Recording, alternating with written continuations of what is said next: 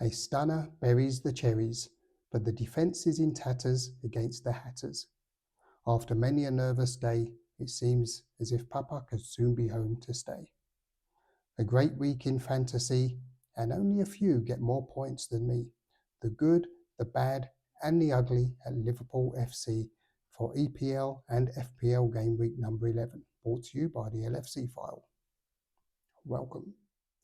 Welcome back, everyone, for another episode of the good, the bad, and the ugly at Liverpool FC for EPL Gameweek and, of course, Fantasy Premier League Gameweek number 11. To begin with, just a quick reminder that alongside the podcast, there's also the blog, which is available on Facebook, Instagram, and Twitter.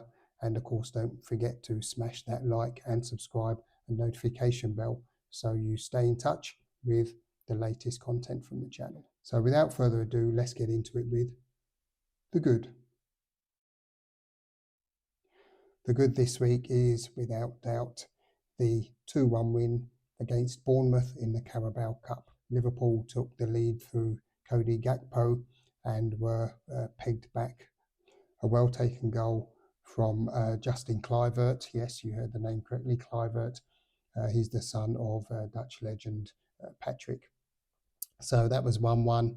And then late on in the game, substitute Núñez scored an absolute screamer from the edge of the Bournemouth box to give Liverpool a 2-1 lead and what turned out to be the winner.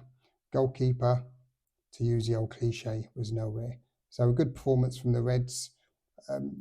Not a classic by any stretch of the imagination, but they're now into the quarterfinals and will face West Ham at a date which I don't know, but that will be in the next couple of weeks, I'm sure. So good performance from the Reds. And we've got the match report from the Standard, or the Evening Standard as it used to be called in the old days. Jonathan Gorry with the headline, Bournemouth 1, Liverpool 2, Darwin Núñez sends Reds into Carabao Cup quarter-finals. Jurgen Klopp's side into the final 8 after tight win. And it was a tight win, to be fair. Bournemouth did play very well, but that little bit of quality that Liverpool had on the night was able to see them through to the next round. So well done, the Reds. And moving swiftly on to the bad. And the bad this week is the performance against Luton Town at Kenilworth Road. Before we criticise the players too much, I think it's worth saying that this is the Premier League, so a tricky game in a very tight and compact ground. And they took the lead through Tahiti Chong. It's a nice name, that, Tahiti Chong. I like that. In the second half, in the 95th minute, substitute Luis Diaz, who we'll come on to a bit later, was able to rise majestically above a Luton Town defender and nod in to give Liverpool a share of the spoils. Not without saying the game was on a bit of a knife edge. Liverpool seemed to be very nervous. And as to why exactly, who knows? But as Jurgen Klopp said after the game, there was absolutely 0% counter-pressing in the first half, and this was evident. It was a bit of a struggle. But as Kaomi O'Neill, I think this is how you say her name, Kaomi O'Neill, for The Athletic here writes with the headline, Luton Town 1, Liverpool 1. Emotional Luis Diaz writes his own script to salvage a point, and it was a fantastic header, have to be said, from, I think it was young Harvey Elliott's cross, and rose massive, so high above the Luton defender to nod across the goal, textbook stuff, to give Liverpool a share of the spoils. It did look, as I said, it did look as if Liverpool were going to be that team. They should rarely have been home and dry in this game, long before.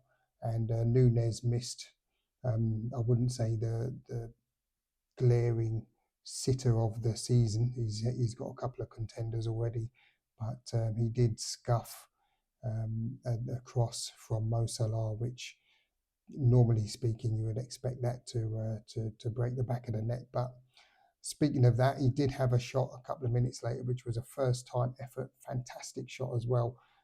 Again, I think that was from a Mo Salah pass, and he just hit it first time. And Thomas Kaminski in the Luton goal pulled off a fantastic save. But this is Darwin Núñez. The easy he makes look very, very difficult, and the very, very difficult he makes it look as if he's been doing it, since he can walk. And that brings us swiftly on to this week's ugly. It's not an ugly per se, it's more of a smugly, hoping to be a smugly, and that is the good news coming out of Colombia/Venezuela that Liverpool winger Luis Diaz's dad will be sent home, quote, as soon as possible. And Ilsa Barrero for CNN writes, Colombian guerrilla group says it will release soccer star Luis Diaz's father as soon as possible. So that's good news.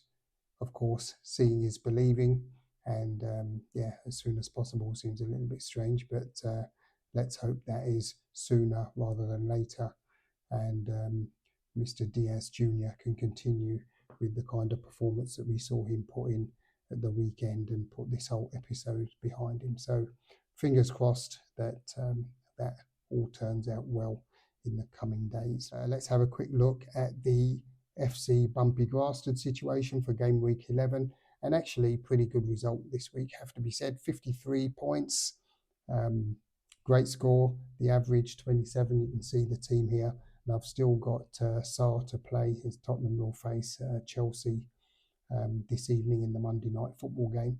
So can't complain. Good result. I haven't made any substitutions for next week, but actually I've done all right. And there's a couple of leagues that I'm in that I will share as from next week. One of them I'm doing pretty useless, the other one not so bad. I'll share those next week. But so far, so good. The saving grace, I think, was Salah as captain. There was quite a few other choices, actually. Maybe Alisson Becker would have been a better choice, but having conceded a goal, it turned out to be okay. But good result, 53 points, the average 27. Can't complain. Let's see how we get on next week. A lot of people didn't score very highly this week, because it seems a lot of managers had players from Aston Villa. So Cash, I can't remember the midfielder's name, the guy they got from Bayer Leverkusen, and of course Ollie Watkins. But they of course lost 2-0 at Nottingham Forest, which meant that there were very low scores for a lot of managers, because a lot of managers have got 3 Aston Villa players, or 2 or more, 2 at least anyway, in their teams at the moment. Which I haven't done. So well done me. And that wraps it up for me for this week. Thanks for stopping by. If you've stayed until the end here, thanks very much and well done.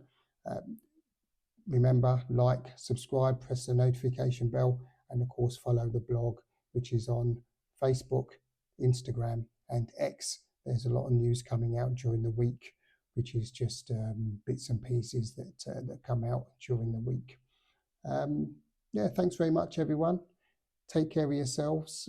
Hope you're staying warm in the northern hemisphere winter that we're having now. Take care, and until next week, peace.